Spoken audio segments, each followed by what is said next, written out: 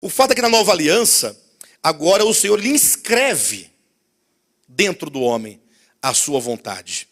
E escreve as suas leis dentro do homem. Ora, o que significa isso? Será que o Espírito Santo foi lá com um ponteiro ou com uma caneta celestial e escreveu os 10 mandamentos na mente do homem, no coração do homem? O que quer dizer, na nova aliança, eu inscreverei as minhas leis e as imprimirei na mente e no coração do homem?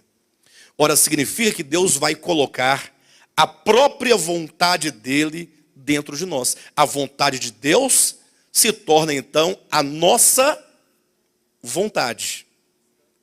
Pastor, engraçado, até hoje eu já tive muita vontade de Deus, vontade de Deus. Mas na maioria das vezes eu não tenho muita vontade da vontade de Deus. Exatamente porque nós, em razão do vício ou do costume do cachimbo, nós ainda vivendo na nova aliança, vivemos de acordo com os princípios da antiga.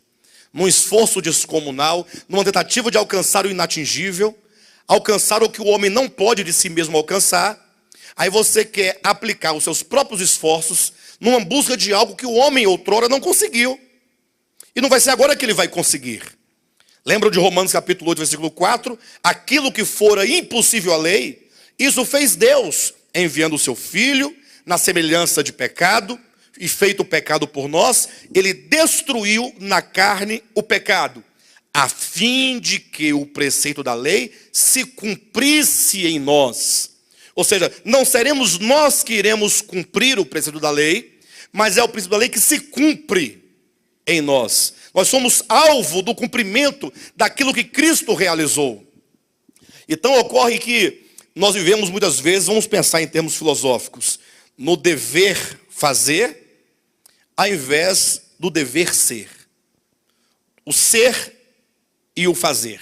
Enquanto nós estivermos pensando, eu tenho que fazer isso, eu tenho que fazer aquilo outro, colocando sempre o dever, nós vamos ficar conforme está lá em Romanos capítulo 7. O querer o bem está em mim, não porém o efetuá-lo. Aquele homem que não conheceu a graça de Cristo.